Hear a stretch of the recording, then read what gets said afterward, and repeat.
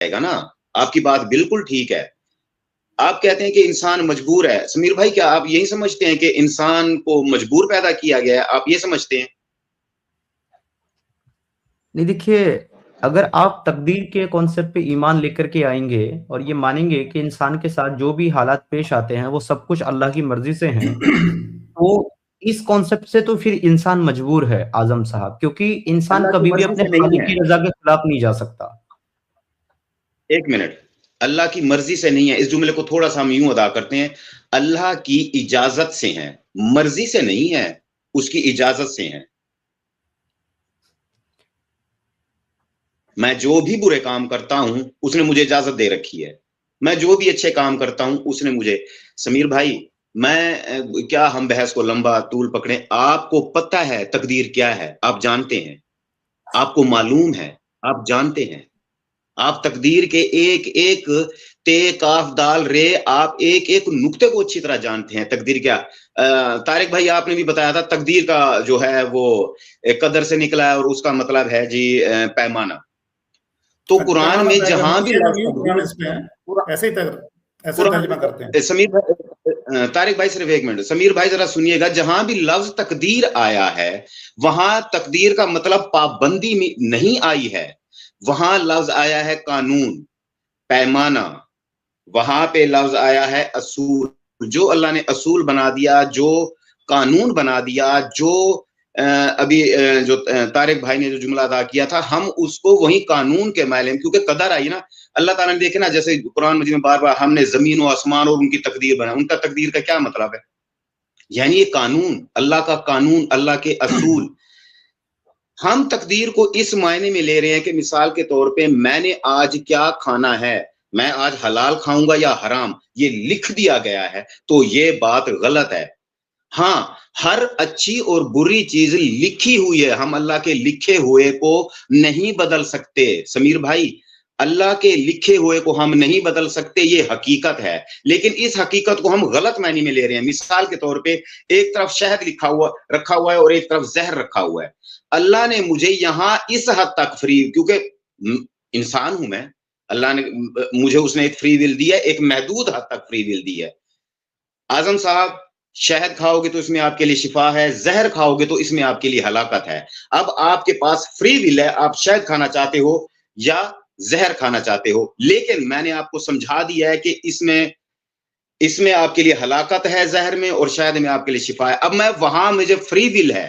अब अगर कोई ये कहे कि नहीं मेरी तकदीर में लिख दिया गया है और मेरा हाथ जबरदस्ती पकड़ के जहर की तरफ ले जाया जा रहा है, तो मैं इस चीज को नहीं मानता। ना ही कुरान और ना ही अल्लाह में ये तकदीर लफ्ज इस मायने में आया है।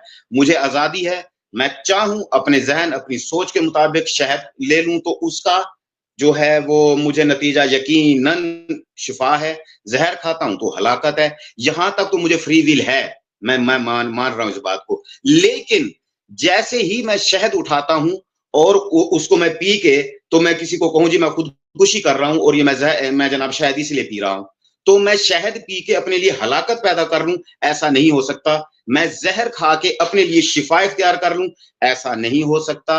हाँ, तब तक मुझे आजादी है कि मैं हलाकत चुनता हूं या शिफा चुनता हूं। जैसे ही मैंने वो फैसला, उस वक्त तक तो मैं खुद मुख्तार हूं, लेकिन जैसे ही वो चीज मैंने हलक से नीचे उंडेली, तो अल्लाह की तकदीर ने अपना काम शुरू कर दिया। मतलब अल्लाह के कवानीन ने मेरे ऊपर अपना काम शुरू कर दिया। अब अल्लाह के कवानीन के गिर्द में मेरा घेरा तंग हो चुका है, या तो मुझे शिफा मिलेगी या तो मुझे फिर हलाकत मिलेगी। यहां तक तो है। आप भी इस बात को समझ रहे हैं, मैं आपसे इल्म में बहुत बहुत बहुत पीछे हूं। आप समीर भाई, तारिक भाई इस लेवल तक ऐसे नहीं आए। दिन रात आप लोगों ने पता नहीं क्या किया, मैं तो फिर स्टिल वही हूं जहां मैं पहले कभी था। मैं तो इतनी आगे गया ही नहीं हूं। तो जितना आप आगे जा रहे हैं तो यकीनन उतना ही इल्म। तो आप तकदीर को अच्छी तरह समझते हैं, फिर आप तकदीर को एक आम इंसान की तरह क्यों समझ रहे हैं? ये चीज तो एक आम गैर मुस्लिम को कहना चाहिए लफ्ज तकदीर। तो पहले तकदीर के मायने को तो समझें। अल्लाह ने जमीन और आसमान बनाया, देखें पूरी कायनात बनाई और हर चीज को मजबूर कर दिया उसके हुक्म के ताबे। सूरज आगे पीछे नहीं हो सकता, पानी चढ़ाई पर नहीं चढ़ सकता, हर चीज मजबूर है, हर जानदार। सिर्फ पूरी कायनात बना के फिर वहां पर जो इनकलाब हुआ वो ये हुआ कि एक इंसान और एक जिन, ان دونوں کو بنا کے ان کو آزادی بخش دی کہ جاؤ جی اب تم آزاد ہو. ایک وقت تک ہم فل آزاد ہو کے بھی پابند ہیں. میں شہد کھا کے اپنے لیے ہلاکت پیدا نہیں کر سکتا, میں پابند ہوں. میں زہر کھا کے اپنے لیے شفا پیدا نہیں کر سکتا, میں پابند ہوں. لیکن اتنی مجھے آزادی ہے کہ تم چننا کیا, جیسے حضرت عمر کا طارق بھائی وہ واقعہ, امیر المومنین بنے, جا رہے ہیں پتہ نہیں کون سے شہر میں, تو یا امیر المومنین آپ وہاں نہ جائیں, طاعون کی وبا پھیلی ہوئی ہے. انہوں نے مشورہ کیا تو واپس وہ اپنے مدینہ چلے گئے. تو میرے خیال میں شاید ابن عباس فرما رہے ہیں کہ اے عمر کیا تو موت سے بھاگ رہا ہے, کیا تو اللہ کی تقدیر سے بھاگ رہا ہے؟ انہوں نے کہا جی میں موت سے نہیں بھاگ رہا, نہ میں اللہ کی تقدیر سے بھاگ رہا ہوں, میں اللہ کی ایک تقدیر سے اللہ کی دوسری تقدیر کی طرف جا رہا ہوں, کیونکہ اس نے مجھے چوائس دی ہے. میں چاہوں تو ہلاکت والی چن لوں, چاہوں تو حیات والی چن لوں. تو لہٰذا میں نے اگر میں ادھر جاتا ہوں طاعون کی طرف تو میری زندگی میں ہلاکت لکھ دی گئی ہے, اور اگر میں چاہوں تو میں اپنی شفا والی بھی تقدیر چن سکتا ہوں. لہٰذا میں اس جگہ جا رہا ہوں جہاں طاعون نہیں ہے, تو میں نے اپنی زندگی چنی. سمیر بھائی یہ ہے میرے خیال میں, آپ کیونکہ میں آپ لوگوں کو یہ بات بتا کے سمجھ لیں, سورج کو میں چراغ دکھا رہا ہوں بیٹھا ہوں, آپ لوگوں کو یہ بات بتا کے سورج کو میں چراغ, آپ ان باتوں کو.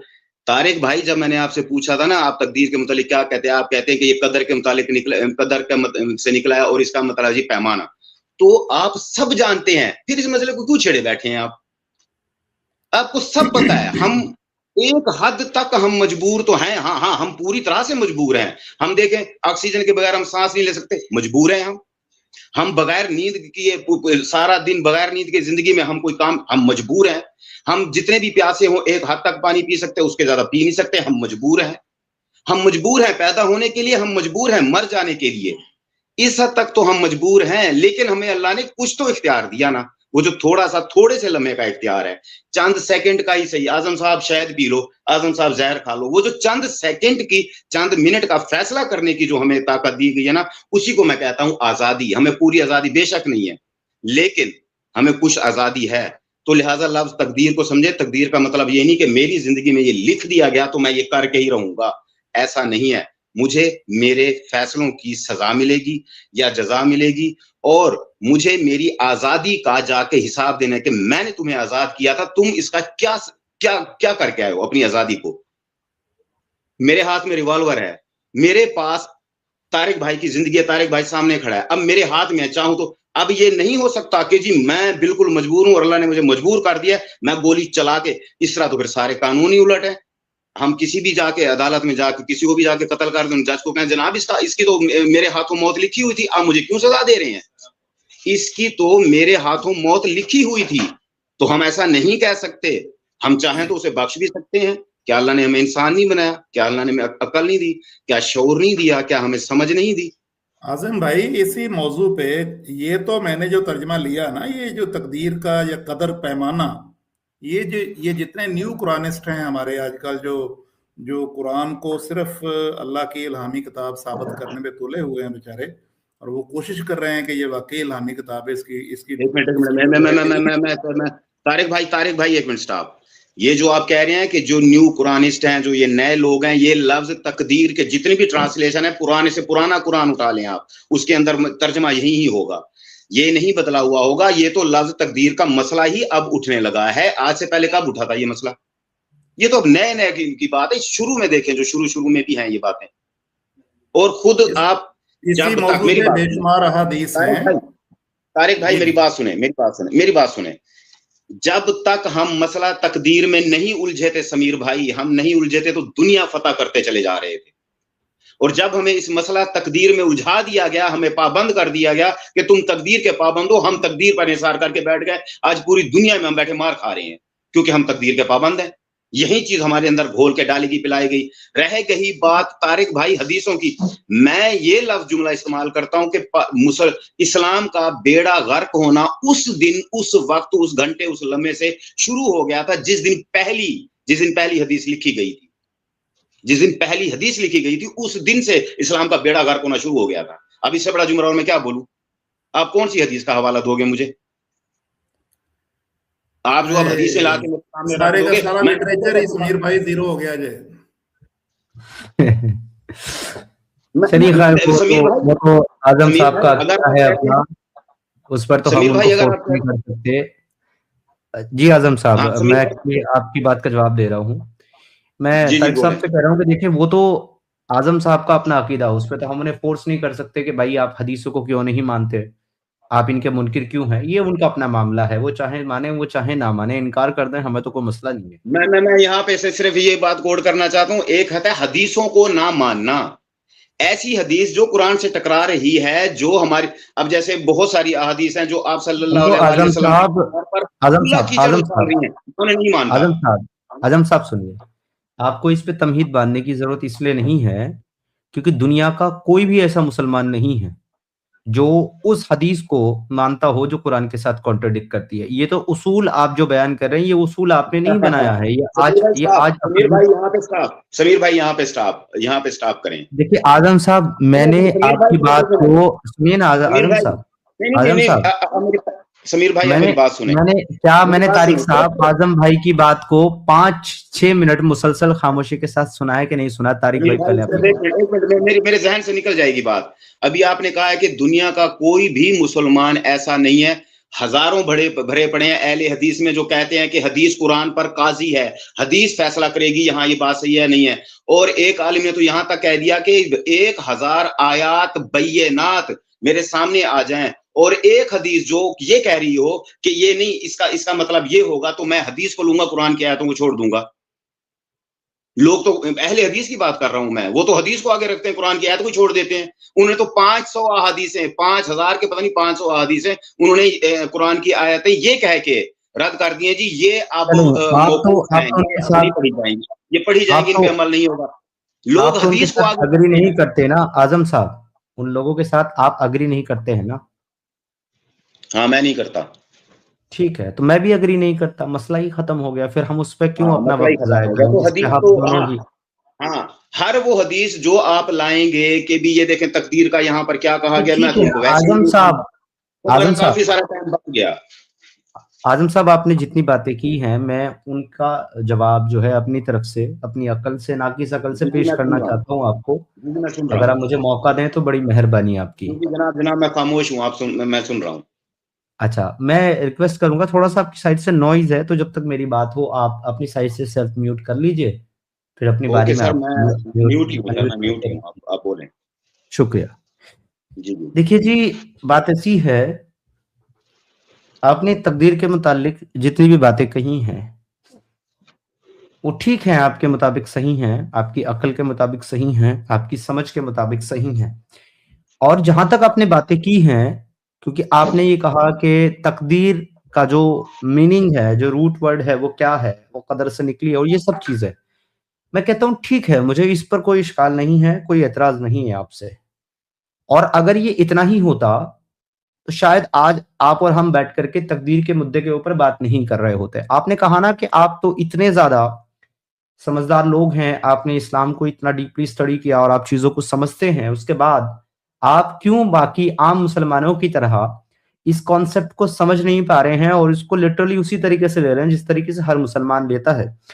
دیکھیں جناب, اس کو لینے کا جو کارن ہے وہ کارن بھی اسلام ہی ہے, کیونکہ جہاں آپ کو اسلام تقدیر کا کانسیپٹ بتاتے ہوئے یہ کہتا ہے کہ یہ قدر ہے, یہ پیمانہ ہے, یہ اصول ہے, یہ قوانین ہے, وہیں آپ کو اسلام یہ بھی بتاتا ہے کہ یہ قوانین پہلے سے طے شدہ ہے اللہ تبارک و تعالیٰ کی طرف سے. آپ نے ایک بڑی اچھی مثال دی تھی, آپ نے کہا تھا کہ آپ کے پاس یہ دونوں اختیار موجود ہیں کہ خواہ آپ شہد پی کر کے صحت مند ہو یا زہر پی کر کے آپ پریشانی میں اور تکلیف میں مبتلا ہو جائیں, حتیٰ کہ ہلاک ہو جائیں. مگر میں یہ کہنا چاہتا ہوں کہ ٹھیک ہے, چلے میرے پاس یہ تو اختیار ہے کہ میں شہد پیوں یا میں زہر پیوں, مگر مجھے کیا یہ بتائیے, کیا تقدیر کا کانسیپٹ یہ نہیں کہتا ہے کہ اگر کسی نے کسی کی اللہ تبارک و تعالیٰ نے موت نہیں لکھی ہے تو وہ زہر پی کر کے بھی نہیں مرے گا, اور اگر اللہ نے کسی کے نصیب میں صحت نہیں لکھی ہے تو وہ شہد پی کر کے بھی صحت یاب نہیں ہوگا؟ کیا آپ کا اس بات کے اوپر ایمان ہے کہ نہیں ہے کہ ہمارے طارق صاحب جو اس وقت ایک فروٹس کھا رہے ہیں, بنانا کھا رہے ہیں, اس کو کھانے کے بعد ان کی طبیعت خراب نہیں ہو جائے گی؟ या कोई और दूसरी चीज खाने के बाद उनकी तबीयत वो सेहतयाब नहीं हो जाएंगे। ये जो जितनी भी बातें आप कर रहे हैं, ये शहद हो या जहर हो या कोई और चीज हो, ये असबाब हैं। और तकदीर का सबसे पहला मौजू, सबसे पहली लाइन ही क्या है कि असबाब से ईमान हटा करके अल्लाह की जाते आली पर ईमान लाना। असबाब आपको ना तो फायदा पहुंचा सकते हैं ना नुकसान पहुंचा सकते, यही ईमान का जुज्व है। तो अगर आप ये कहते हैं कि शहद पीने से मैं सेहतयाब ही होऊंगा और जहर पीने से मैं मर ही जाऊंगा, तो इस्लाम का तकदीर का कॉन्सेप्ट जो है वो इस चीज को डिनाई करता है। वो ये कहता है कि अगर अल्लाह ने तुम्हारे लिए सेहतयाबी रखी है, अगर तुम्हारे लिए अल्लाह ने तंदुरुस्ती रखी है, तो तुम जहर खाने के बाद भी तंदुरुस्त रहोगे।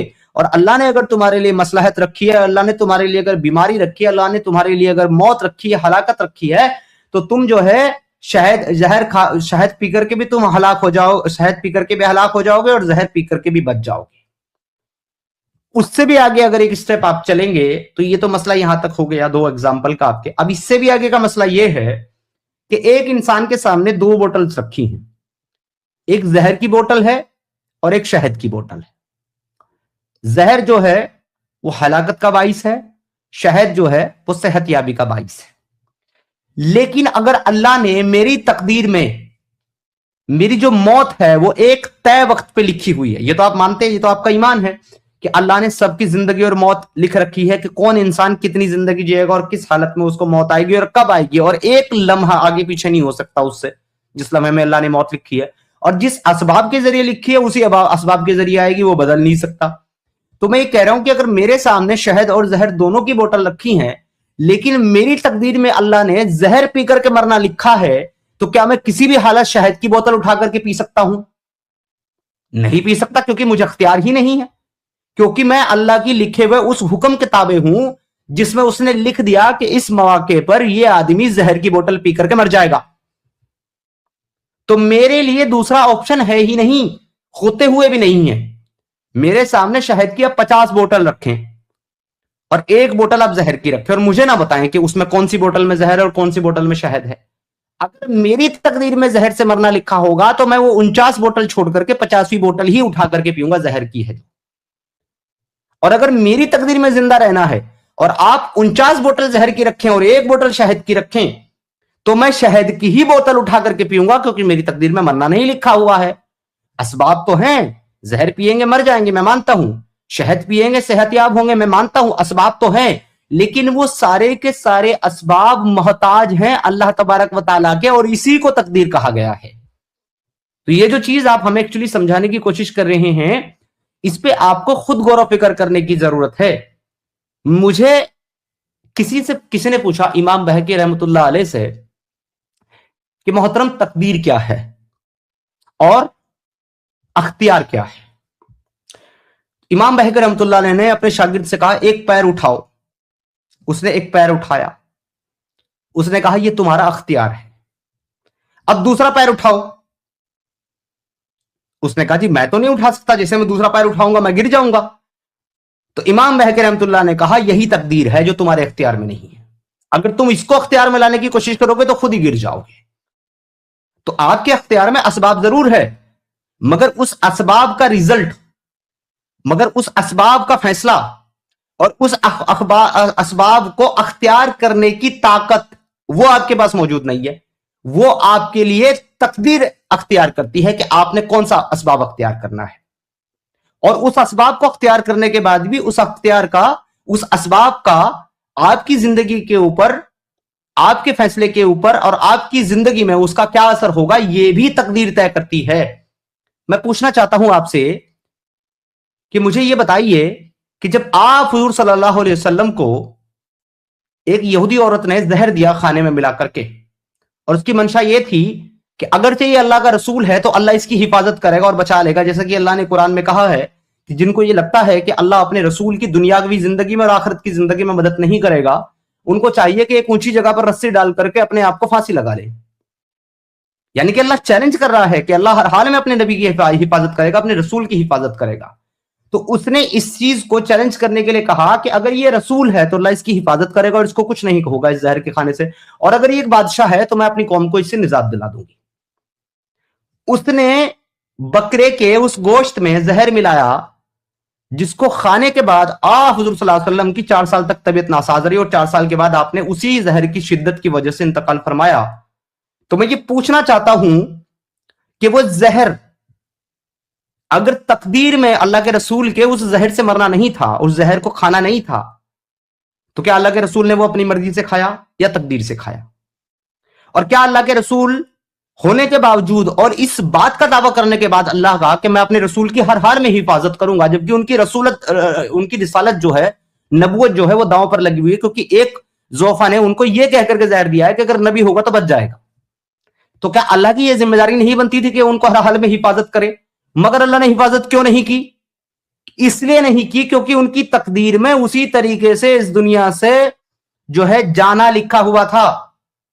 हजरत आदम अलैहिस्सलाम के मुतालिक और मूसा अलैहिस्सलाम के मुतालिक सही बुखारी की हदीस मिलती है, जिसमें मूसा और आदम आपस में हम कलाम होते हैं और हजरत मूसा कहते हैं कि ए आदम, तुम तमाम दुनिया के इंसानों के बाप हो और तुम्हारे गुनाह की वजह से आज हम लोग जो है वो दुनिया के अंदर मुसीबत याफ्ता हैं, परेशानी में मुब्तला है।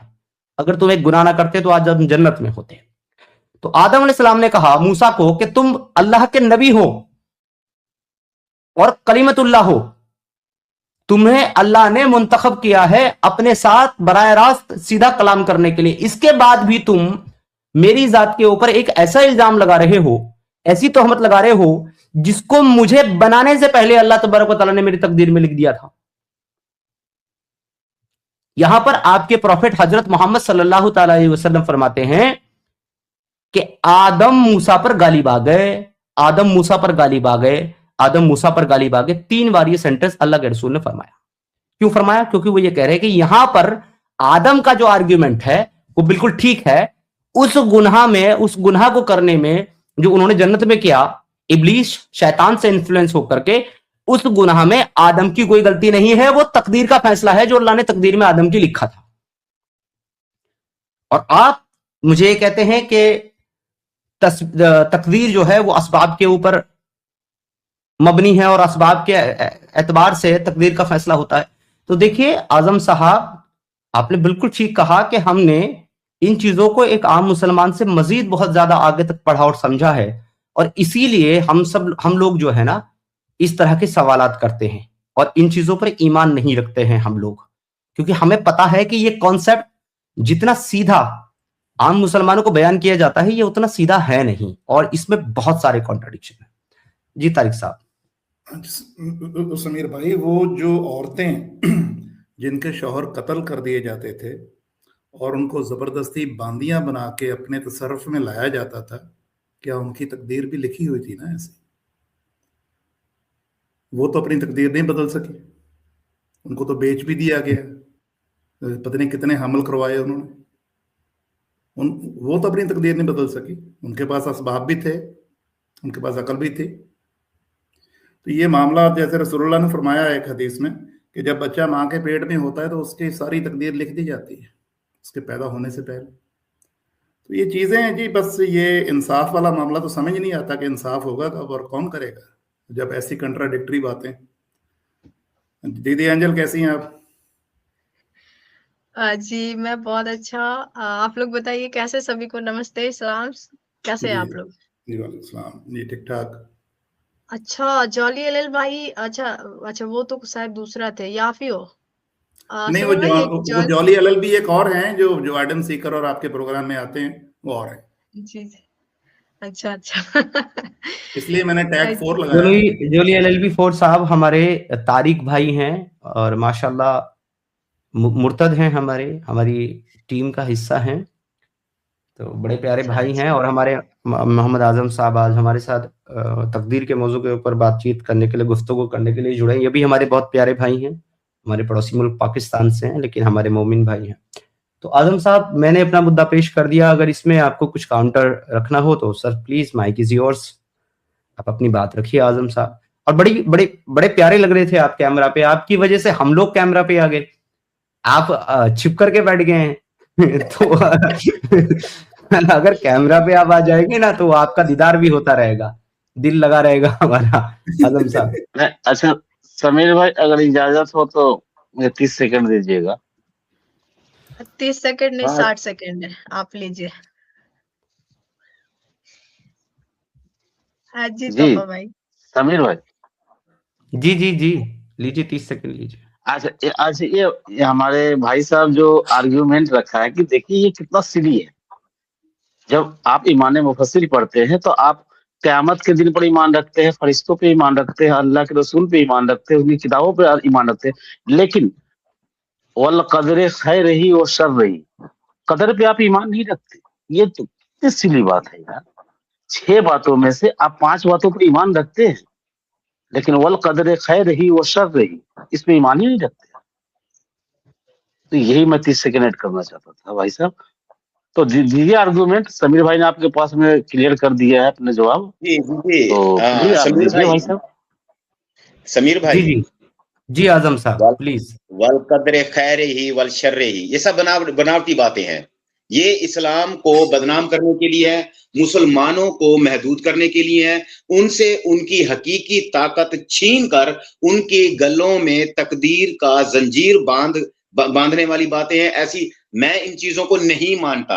ये कलमा बाद में बनाया गया है और इस्लाम के नाम पर मुसलमानों में ये वबाल ही कहूंगा, मैं इसको वायरस कहूंगा, उनके जहनों में, उनके दिलों में ये कदर खैर ही वल शर्र ही, तो ये इस किस्म का हमें पाबंद किया गया। मैं इन चीजों का पाबंद नहीं हूं।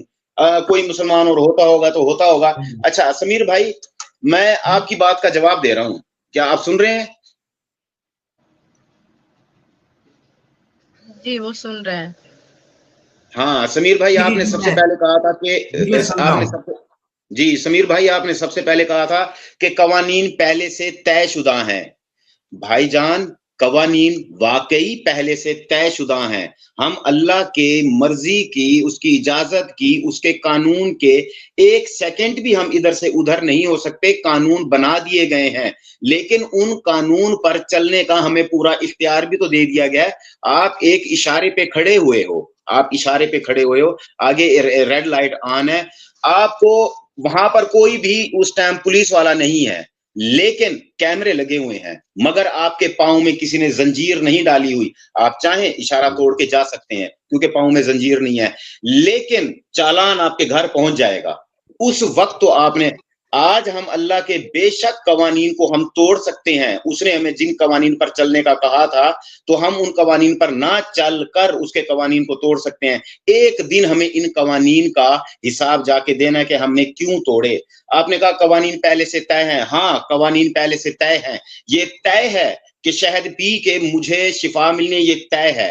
ये तय है कि जहर पी के मुझे हलाकत, ये भी तय है। कवानीन बन चुके हैं, अब कवानीन बदले नहीं जा सकते।